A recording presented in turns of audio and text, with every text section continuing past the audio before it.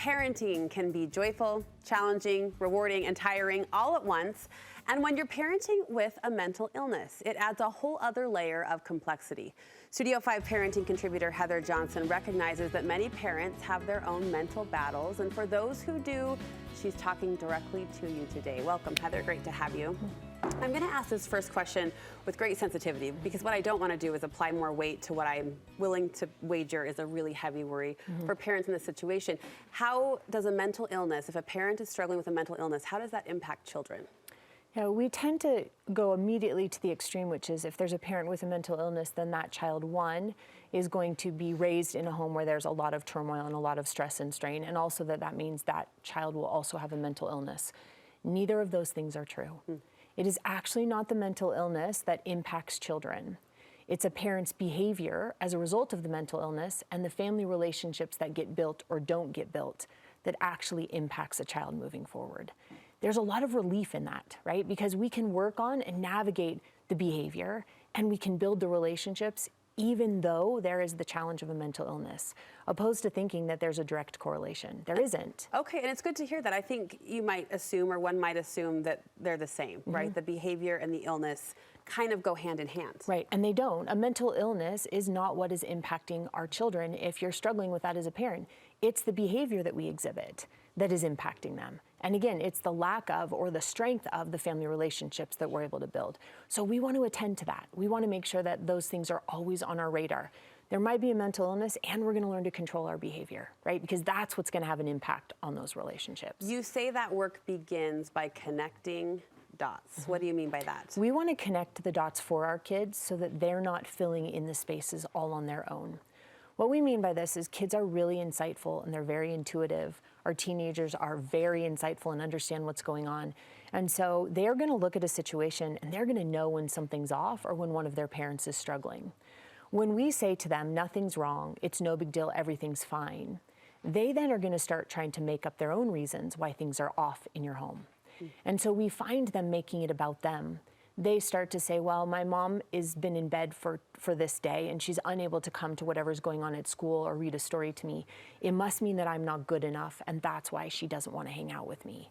They start putting the pieces together and they're not healthy pieces. So we want to make sure that we're communicating and connecting those dots for them. This means that we're explaining to them that there's a mental illness. We're explaining to them appropriately the behavior that's a byproduct of a mom or a dad struggling that day. We want to explain those things to them. Am I explaining that every day? That seems like a big, heavy weight for a child to continually hear about or be talked to about. Not every day. And we even want to go by age and ability. So if you have toddlers, you are not telling them that there's a diagnosis and you're not running them through these things. Toddlers and small children, you are keeping everything as normal as possible and you're reaching out for help to do that. Once you hit a child that's about 10, you can give the diagnosis or offer up a name for the mental illness. They are able to understand that. And you can even start to help them understand the behavior that's a byproduct, like I'm gonna need to take some time off, or I will be in my room for a little bit, or what medication is being taken as a result.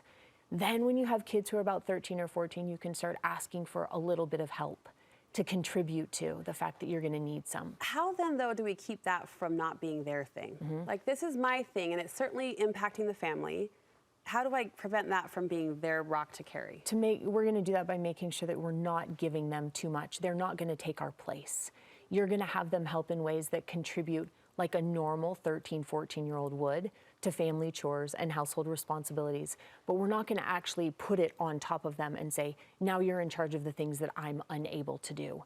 When we find ourselves in those positions, we want to reach out. We want to then go from connecting the dots for them so they understand it isn't them, this is not them, or something they have or have not done. We're now going to work really hard to assemble ourselves a really great dream team that is going to help us. What does that look like? As we execute. So this is reaching out to family or neighbors, close friends, whoever it is, and assembling those people that you communicate with and know can help buoy up and support when we're struggling. When that parent is struggling with a mental illness, we want to know who we can call to get kids to school if the morning isn't going as smooth as you would hope. You want to know and have someone who plays the position of taking a child overnight or grabbing teenagers after school and feeding a couple of them dinner if you need that. We don't want to assume it. We want to actually talk to them. Think of yourself as a coach. pull in your favorite players, the ones that you know you're connected to, and say to them, could you play this position for me? I love the idea of getting specific with the position. Many years ago, I had a very tender conversation, an interview with a woman whose husband had passed away from cancer. And before he passed, he designated a team, much like you described. He called his buddies, his bros, and said, you're going to change the oil. You're going to take my son for a haircut. And it was so tender that he did that, in advance. But that's what you're saying, is identify specific roles that people can step up to help fill gaps. Very specific. And again, talk to them beforehand. I'm sure this husband did that exact same thing, where you assemble this team. Then we have confidence and courage, and we don't beat ourselves up so much if we're the ones struggling with it. Because we know that our children and our families will be able to have what they need, and we've got this team that's there to support us. Here's a big word, persevere. Yes. You say this needs to be part of our parenting goal, our parenting mindset. It does, and this is a hard one, right? Because when you're dealing with a mental illness, persevering is very challenging. Acting out those behaviors when you don't feel like it is really, really hard to do. Perseverance is when we keep pushing forward, even though there's difficulties put in front of us.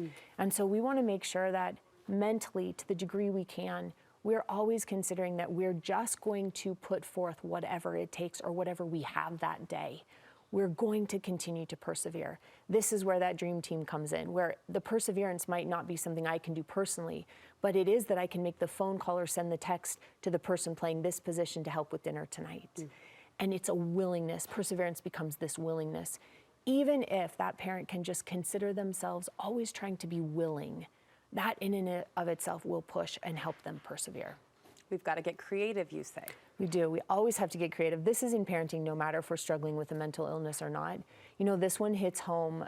The need to be creative means that we let go of our families or how we're doing things looking like everybody else's or how we think it should look, right?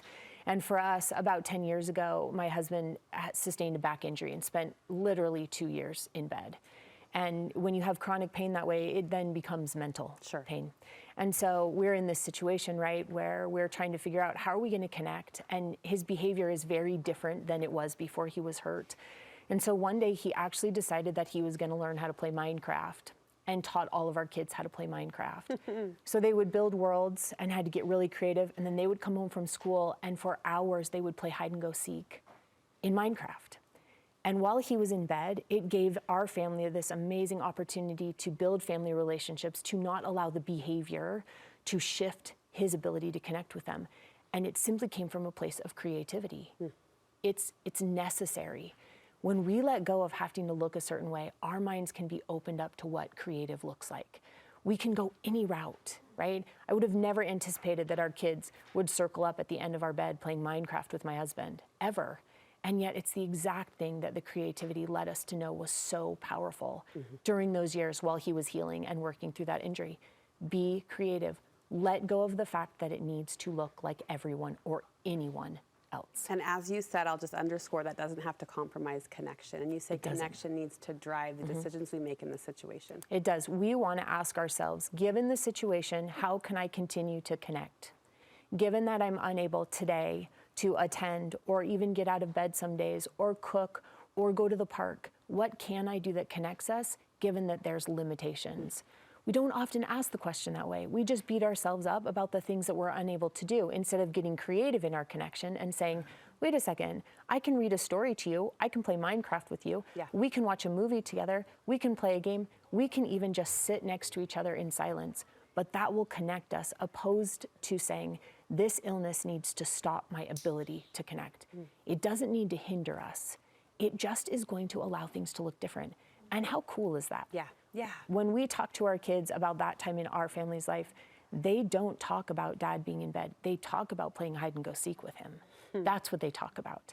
And so again, this ability to connect with the limitations, we all have them. It's just in a home where a parent has mental illness, that just happens to be theirs. In ours, it's something different, and in yours, it's something different.